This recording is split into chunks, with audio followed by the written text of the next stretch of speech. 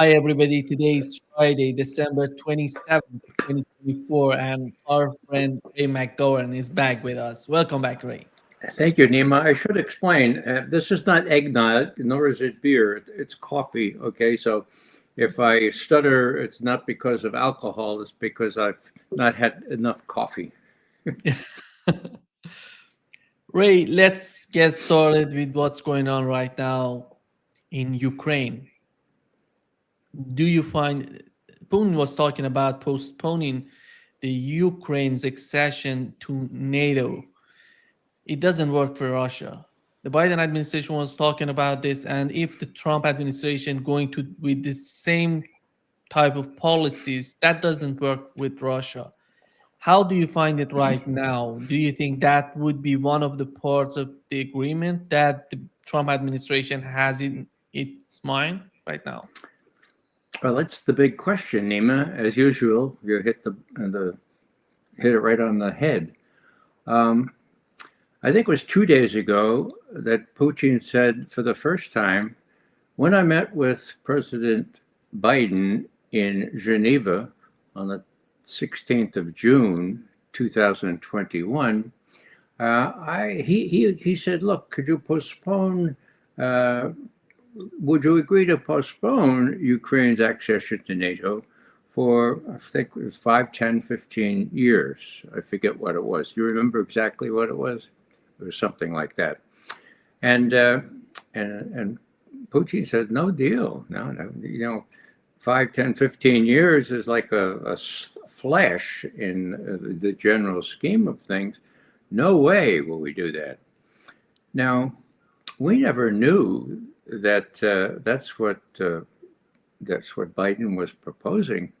All we knew is the incredible naivete, the childishness, the ignorance with which he began the conversation with Putin. We know that because Biden admitted that himself, okay? After it was over, he got before the press and he said, I'm not supposed to say exactly what I told the president, but he should know that he's got a real problem that we don't have. He's got China on his border, thousands of miles of border. China is aspiring to be the most important military as well as economic power in the world. He's being squeezed by China. So he realizes, yeah, he realizes this. So that's the nature of the deal. Well, I can imagine Putin looking around at his companions there and saying, huh? I mean, this squeeze by China is a fraternal embrace, and they're driving us to it, the U.S. is. We don't mind because she is faced with the same challenge from the U.S. And as you know, Nima, this is a tectonic shift in the correlation of forces, the old Soviet term. We know what it is. It's balance of power 101, for God's sake, okay? So how did Biden come across to Putin? Well, incredibly ill-informed. And the only proposal he had was, this business about not putting it off for a while. Now, there are indications that Kellogg, the general who's going to be the emissary dealing with Russia and Ukraine, he's a general, retired lieutenant general. Now, he's saying all kinds of extraordinary things that exaggerate things like Russian losses in Ukraine, but that's all smoke and mirrors. What is he going to be told to do? Well, he's going to be told to probe to see if there's any flexibility in the Russian position. Now, a lot of people that I consort with don't like Trump and don't like Kellogg and have what I call Trump derangement syndrome. In other words, could never possibly do anything good. He's going to come in there and tell the Russians off, I don't think so. I think he has other fish to fry in the Middle East, God help us, and Far East in Asia. And that he wants a deal, and so does Putin.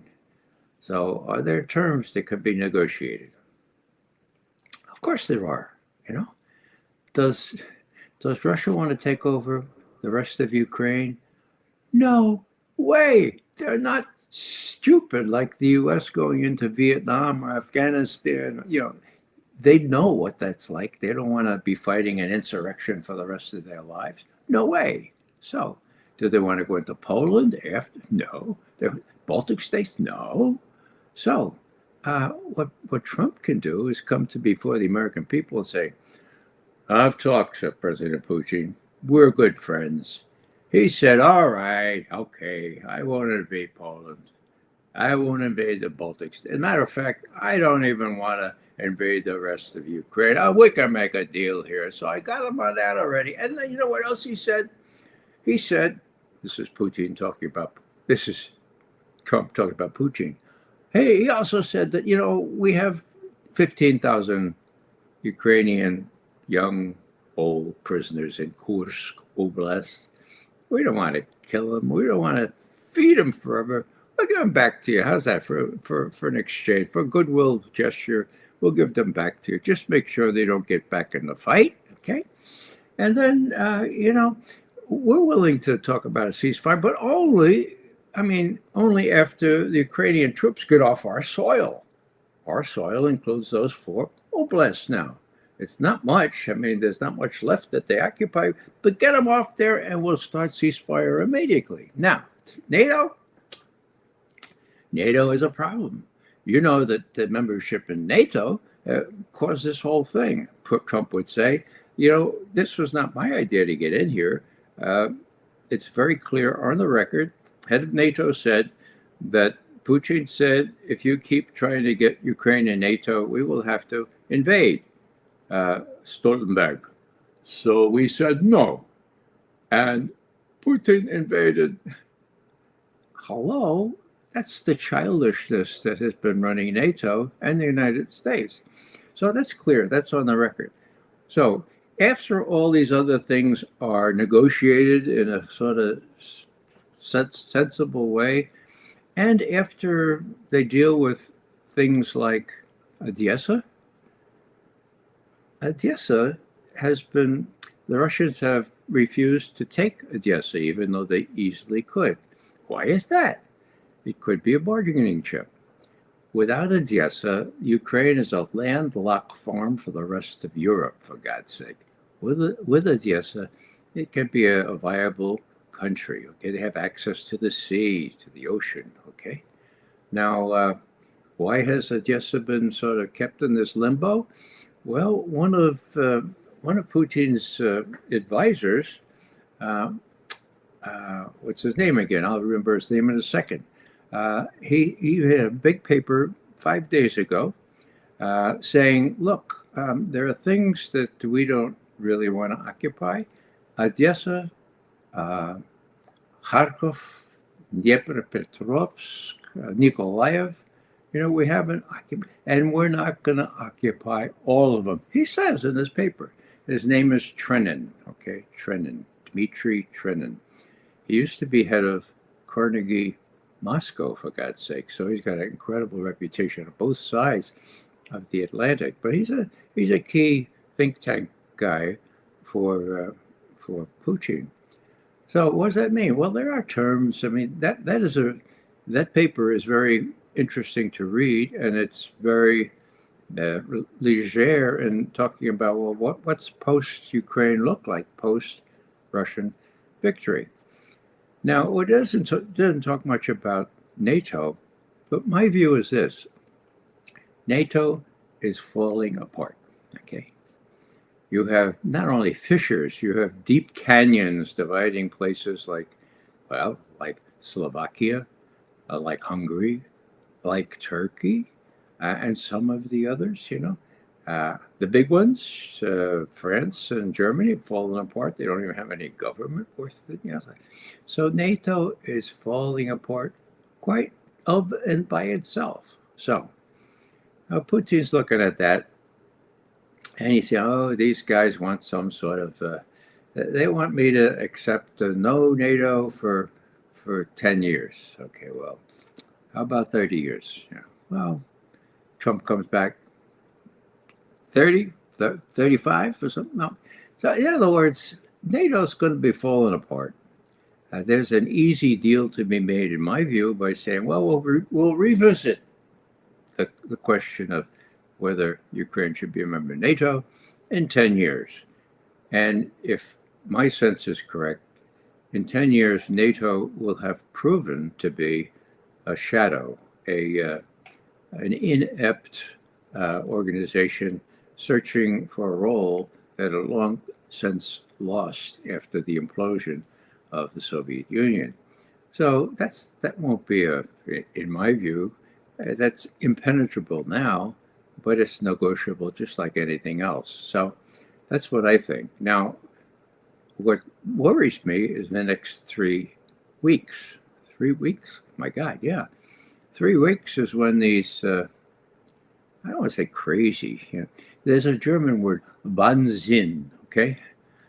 Zinn is sense, sort of idiocy, sort of, so it's the opposite of common sense. And that's what these people are afflicted by. Yeah. Wahnsinn, the Wahnsinnig. It's not quite as crude as verrückt, but, and so what are they going to do in the next 3 weeks? If I were Putin, I would be on tenterhooks.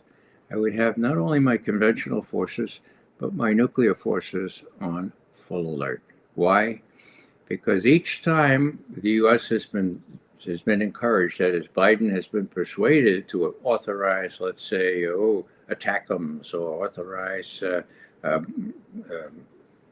tanks, Abrams tanks, or now F-16s, they've run out of things to authorize that they said they wouldn't.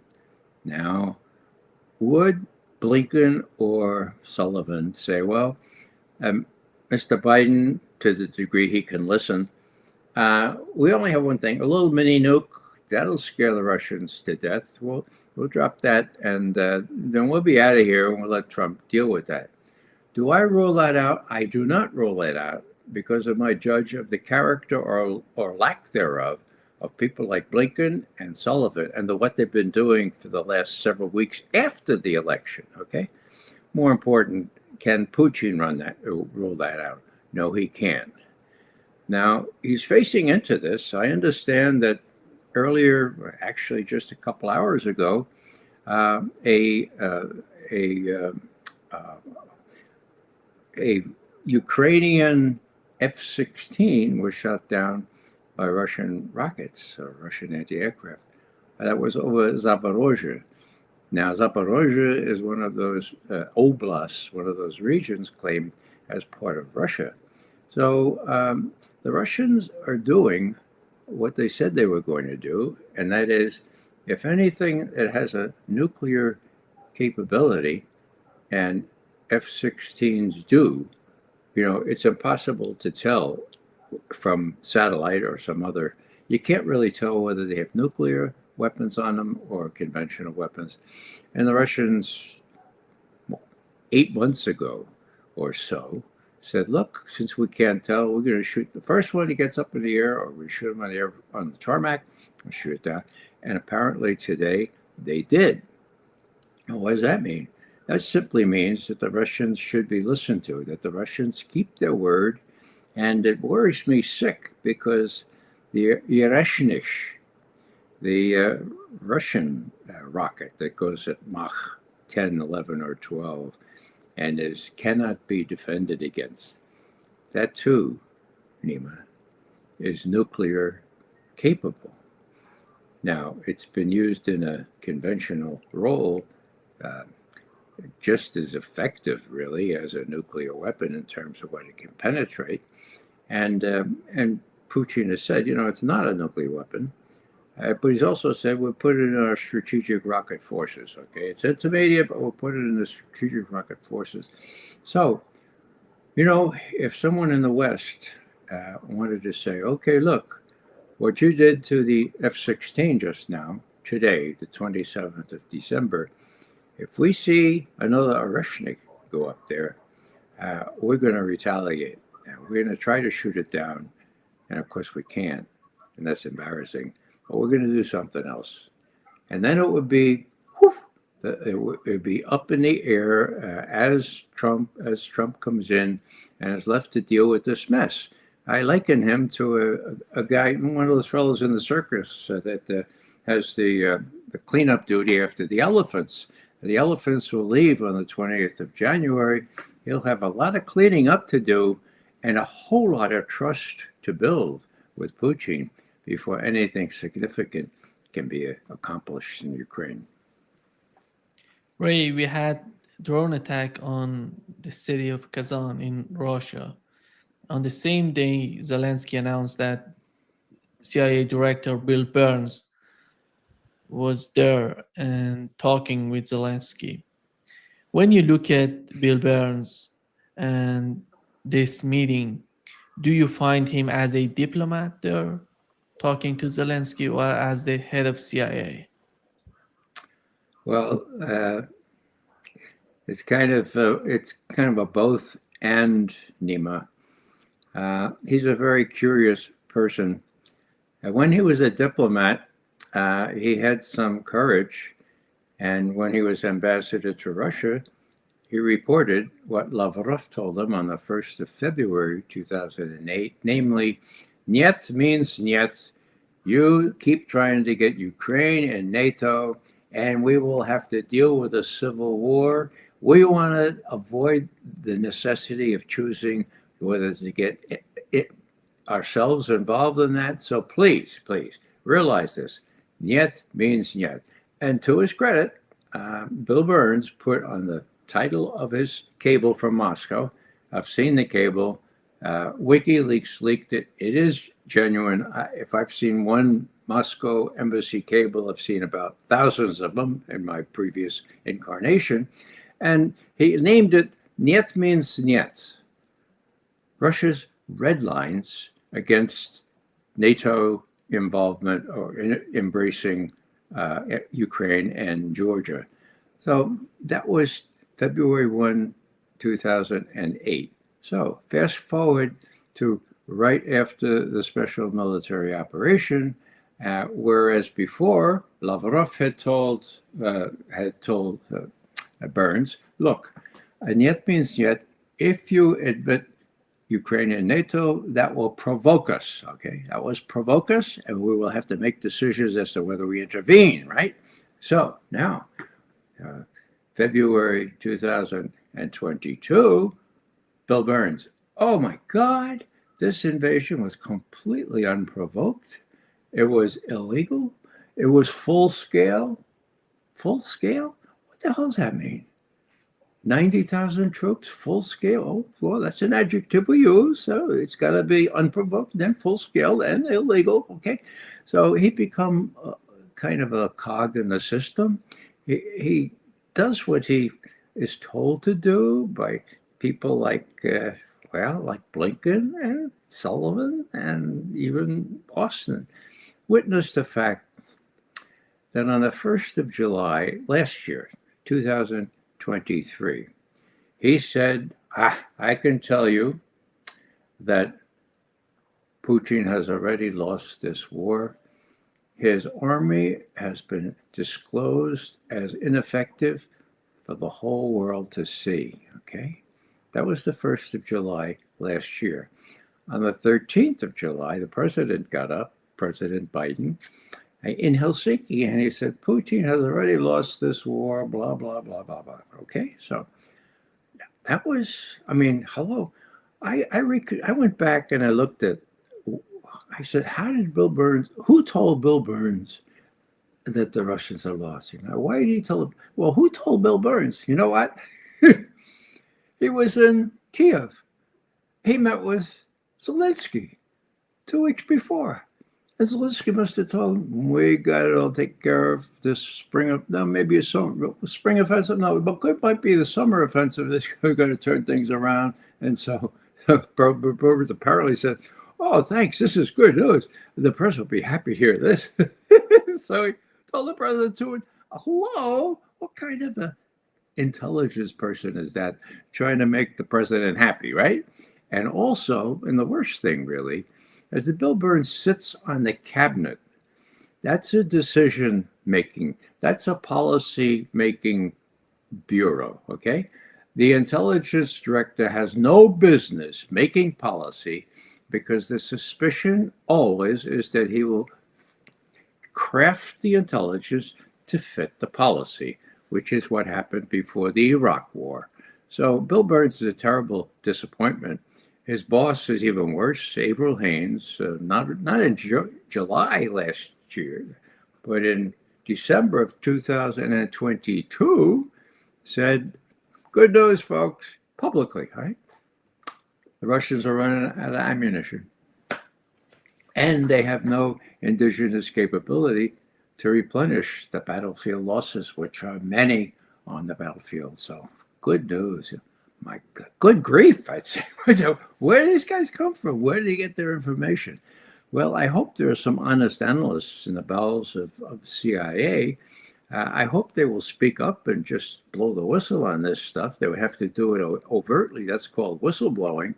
But so far, either there aren't any, or they don't have the guts to come out and say, this is all a farce. They're lying to you. They're lying through their teeth. Sorry for this long peroration. Ray, when they're talking about the Trump administration, or not still Trump, the people who are going to work with Trump and the Biden administration, when they're talking about putting Ukraine in a better position to fight Russia, what do they mean by that? Because we know that Ukraine is not capable of continuing this conflict right now. Their army is not capable of doing this. And it doesn't matter how much weapons, how much money they're going to give to Ukraine. It doesn't make any sort of victory on the battlefield for them. That's correct. Now, that's what Jake Sullivan is saying, and Tony Blinken, to the degree he's not visiting Netanyahu. But it's not true. And I think Trump, and, if he gets Tulsi Gabbard in as director of national intelligence, and she replaces that dullard named Avril Haines, who is the present incumbent, well, he'll be told the real story here. And the real, it's bizarre. I noticed an article in Bloomberg today, which says, the title is, "You have been completely misled on Ukraine." Okay. Oh, I said, wow, maybe somebody's really Bloomberg, my God. And then I was terribly disappointed as I read on. Here are a couple of sentences. There's a narrative that has gained traction across the global south, especially Russia is a victim of Western colonialism and was moved to invade Ukraine by two outrageous provocations. The NATO trying to expand eastward, and a CIA-engineered coup in Kiev in 2014 that threatened the nation's ethnic Russian minority. This matters because, if true, all it would take to stop the bloodshed is for the West to close the door to NATO and stop sending Ukraine weapons. Wow!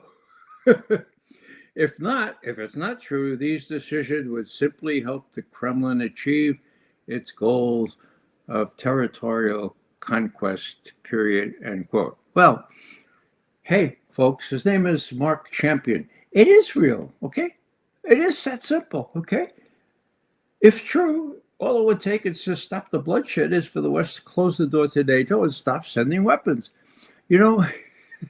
This is typical of what people are being told in the West. This is not true. Can't be true. We got to keep pumping weapons in. I don't think, despite all these incoherent stories even from Kellogg and others, I think that's smoke and mirrors. I think when Trump decides he's going to do a deal here, he has the capability of recognizing reality.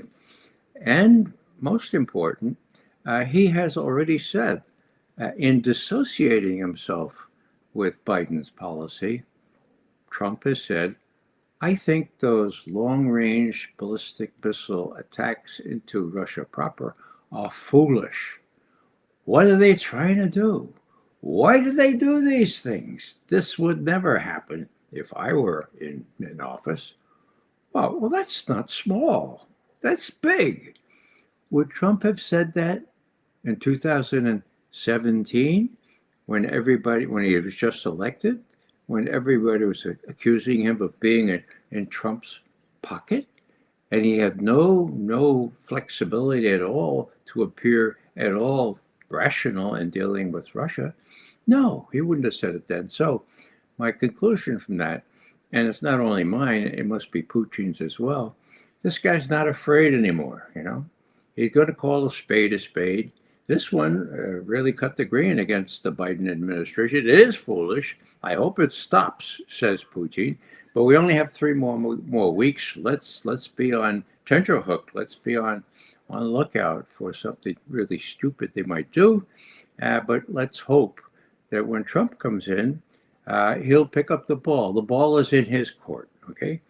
He'll pick up the ball, send Kellogg to Geneva to meet with some of my people, and we'll get together and figure out how we stop the killing, okay? And the way we stop the killing is to get the Ukrainian forces out of those provinces that Russia claims as its own property, get a ceasefire, and then deal with these things that are not intractable. And again, I refer to Dmitry Trenin's piece of just about 5 days ago now, where he talked about we don't want it all. That would be foolish to want Odessa, Kharkov, Dnipropetrovsk, Nikolaev. No, we don't want them. Well, what's that signal send?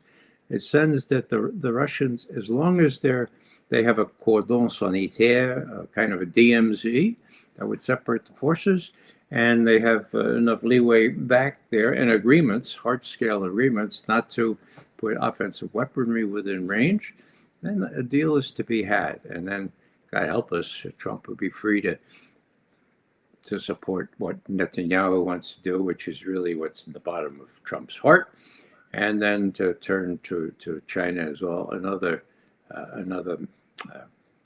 folly in terms of strategic interests. We had Russia and Iran in Syria, Ray, that which was I would say, a huge problem between Iran and Turkey and maybe the Arab states. Right now, Iran and Russia are out of Syria. They're not involved in what's going on in Syria. We have Turkey and Israel and the United States playing out there. They're trying to win at the end of the day with these new people coming to power. How do you see, Ray, the situation in Turkey? We had a rally by Erdogan's son against Israel. Over a million of people were there just against Israel and what Israel is doing in Syria. Do you consider what has happened in Syria? Do you consider it as a win for Israel? Or because with those type of attack that we've seen from Israel and Syria attacking and destroying everything, and right now we have the United States supporting courts and Turkey is against them, and we have this conflict between Turkey and Israel from two sides of the country. How does it look like the future of Syria for Israel and the way they're thinking of Israel? They're thinking of their benefits. Well, Nima, the immediate scenario, in my view, is that Israel has won big. Okay, they have completed their illegal occupation of the Golan Heights. They've moved 3 Gaza worths, in other words, the territory of Gaza times 3 into Syria. They've destroyed Assyrian military infrastructure with their bombing, 350 bombing runs, okay? And so they're sitting pretty because they're in control of that part of Syria through which Hezbollah and others had been supplied. Now there'll still be ways to get supplies, but not as they used to be. So in my view, Israel has won big for maybe the next 8 or 9 months. Then they'll realize that they're overextended. Then Turkey, will come in and say, yeah, you guys are overextended. You ought to mind your own business. We're supreme here. We're running Syria now. Mind your P's and Q's. And then people like the Houthis and others that don't like what the Israelis are doing in genocide against the Palestinians will up the ante and attack Israel. Israel will find itself overextended to a fairly well. It doesn't have enough people to defend itself, and it will have to deal with that situation one way or another. It scares me to think what they will do, but I think over the longer run, Israel's not going to be the winner here. Turkey will. As far as the Russians are concerned, I'm not up in the latest, but the latest I saw is that there are two bases there, the air base and the Latakia base there in the Mediterranean. They're still there. I think the Russians are preparing actually to leave, but they haven't been asked to leave yet. So I don't know what they'll decide. Certainly, they're not going to try to have the kind of influence they have had since 2015 in Syria. But if there's a live, let live thing there that exists and they're allowed to keep those bases, well, my guess is they will. Otherwise, I'm not quite sure what Libya is offering in terms of such bases, but they might be a better idea for the Russians. And so the Russians probably have some cards to play here. What else? Well, the U.S., the U.S. is by extension, if Israel's a great big winner temporarily, so is the U.S., right? The whole idea in Syria, ever since, the revolution there, or the attempted revolution in 2011, 2012, the Syrian Spring, if you will, was to create chaos in Syria, okay? Chaos so that the Hezbollah in Lebanon could not be easily supplied, so that as one high Syrian diplomat told the New York Times at the time, our preferred outcome in Syria is no outcome. As long as Sunni and Shia are at each other's throats, Israel has nothing to fear from Syria. Now, there is chaos there. The Israelis have inched forward for more, what the Nazis would call Lebensraum, right? More space for Israel. But, I don't know how long the international community will abide all that kind of stuff because it's so flagrant. And when Trump comes in, I wish I could hope for better, but Trump is probably going to be more of a Zionist than even Biden if worse comes to worse. So the West Asia thing is sort of beyond repair. I think I had something that I was using just the other day here. If I still have it, I'll recite it. But it had to do with the last time the U.S. tried to deal with the situation in Syria, and it was a comment by Secretary of State Kerry after he had negotiated for 11 months with Lavrov, this Russian foreign minister, and they reached a ceasefire. They got Putin, they got Obama to sign off on it, and the U.S. Air Force violated it within 9 days, and the ceasefire went out. And 2 days later, Kerry was back in Washington, and I was in an audience in which he was asked, "How did you think you could get a ceasefire?" And he said, I have the words pretty much memorized. I can't find it here, but he said, that's Syria can of worms. That was the most difficult task that I ever had in my whole public life. You had Syrians, you had Kurds, you had Hamas, you had ISIS, you had Turkey, and I just found it really hard to align all those forces. Got that, Nima? We are the United States of America. We're going to align all those forces. That's the Wahnsinn. That's the craziness combined with, what's the word, sociopaths, okay? People not caring about how many people die. You put those together and you got what's happening in Gaza now, you got what's happening in the West Bank even, and we've got to end this thing before all Palestinians are either exterminated or driven out of Palestine into other countries. It's that sad. Ray, do you think that Donald Trump would be able to negotiate a new nuclear deal like JCPOA with Iran? And is Iran going to negotiate on their missile capabilities, ballistic missile capabilities? Well, the situation is different from what Trump has experienced in the past. Iran has demonstrated that it can destroy Israel. Yeah, right. That's right.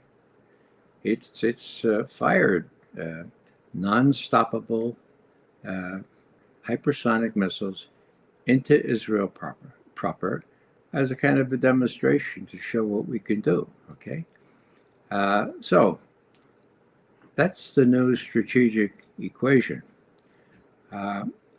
I worry greatly that Netanyahu, either during these next 3 weeks, especially during these next 3 weeks, will try to get Blinken to decide, and Blinken is the person making the decisions now, not Biden, to decide to claim, for example, that Iran's working on a nuclear weapon and it's just a week away from getting a nuclear weapon, okay? Blinken said that about 3 months ago. Why does he say it again? Okay, what would that be? That would be a casus belli, okay? Then all of a sudden, Netanyahu will feel, oh, okay, well, it's now or never, and he would strike Iran. That's my worry, because if he does that, Israel itself will be destroyed.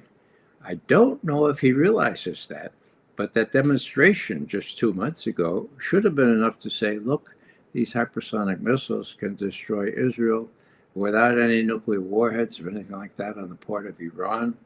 So what I look for now is people like Jake Sullivan saying, there are signs now that the Iranians are working on a nuclear weapon, not just nuclear material, but a nuclear weapon, okay? Gosh, about 5 days ago, Jake Sullivan said precisely that, okay? Now, there was one time recently where the intelligence community faced up to whether they're going to be able to be honest and prevent a war or dishonest and encourage a war. And that was when they were asked in 2007 to produce a national intelligence estimate on how far along the Iranians were towards getting a nuclear weapon. Long story short, in November of 2007, the national intelligence estimate agreed unanimously that Iran stopped working on a nuclear weapon at the end of 2003 and had not resumed work. That was 2007. There's good evidence that Bush and Cheney wanted to start a war against Iran on their way out, okay, 2008. That was spiked by honest intelligence. The good news is that every year since, the national intelligence estimates or the annual threat assessments had repeated that verdict. There is no sign that Iran is working on the weaponry part, the warhead to put on one of these rockets.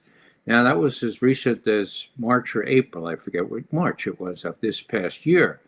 So will there be enough stalwarts in the intelligence community to resist the urge to give in and say, okay, yeah, Jake Sullivan, oh yeah, we see lots of evidence that they're putting a nuclear weapon on these missiles. I don't know how much guts there's left. Certainly, Bill Burns is not going to stand up straight. So, What we need really is, if this goes up, and I'm talking about the next 3 weeks, some truth teller, some whistleblower has got to come out and say, look, this is exactly what happened in Iraq. They're not working on a nuclear weapon. These are fictitious charges. They're designed to facilitate Israel and we to attack Iran. Forget about it. This is the real story. That's what it would take. And I just hope that there are such people still in the intelligence community that would say, no, Sullivan is lying through his teeth once again. Don't be surprised. Iran is not a threat, and this is just a pretense that Netanyahu wants to use with Blinken's help to destroy Iran. And here is, Ray, what Mike Pompeo and Jake Sullivan, both of them, said about Iran. I'm sorry? The Iranian regime is facing several setbacks this year, with Israel decimating its proxy forces and its nuclear program. It is now weaker and more vulnerable to an attack, and that could present options for the incoming Trump administration how to approach the Iran nuclear threat. Mike Pompeo is a Fox News contributor and former Secretary of State, and we are so lucky to have you this morning. Happy holidays to you. Thanks for joining us. I want to play a quick soundbite for you from Jake Sullivan, National Security Advisor, here on not only Iran's weakened state, but why that might actually be a problem. They might be desperate for nuclear weapons here. Let's unpack it. If you're Iran right now and you're looking around at the fact that your conventional capability has been reduced, your proxies have been reduced, your main client state has been eliminated, Assad has fallen, it's no wonder there are voices saying, hey, maybe we need to go for a nuclear weapon right now. It's a risk that I'm personally briefing the incoming team on, and it's something that is the consequence not of Iranian strength, but of Iranian weakness. Agree with that, Secretary? Wake up. Well, first of all, happy holidays to you as well. When we step back from what's taken place over the last now year and change in the Middle East, we can see that America is a lot more at risk. We certainly know that Israel was, with the atrocities of October 7th, that so many have seemed to have moved past. The Iranians are weaker. There's no doubt about it. The leadership of Hamas is destroyed. The leadership of Hezbollah is destroyed. No thanks to this administration. President Biden told them to stand down. If they'd done that when they had been told to do so by the Americans, these terrorists would still be alive, killing folks. The Iranian regime will have to be dealt with by President Trump. I'm confident he will go back to a model which tries to get to a better outcome. There's no harm in trying to see if the Iranians have changed their stripes, but they've never negotiated. They've always understood that power was the most important thing, and I think President Trump will see that. We see it in all the things he's saying already from Mar-a-Lago. I'm confident he will deliver a policy with respect to Iran that puts more pressure on the regime, gives the Iranian people an opportunity for freedom and liberty, and protects America in a way that always puts our country first. Yeah, Ray, your take.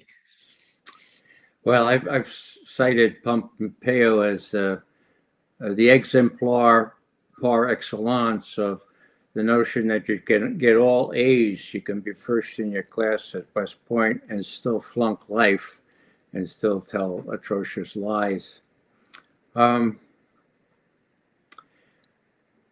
It's hard to know where to start here, but the danger is, I didn't know you had that clip, by the way. I just remembered that Jake Sullivan had said these things. Whether Trump will be informed really depends on who he has as his national intelligence director. Now, if Tulsi Gabbard is able to be confirmed as well as nominated, there's a chance that he'll be informed. Look, Mr. Trump, you may know this already, but Iran has never been a threat to the United States of America.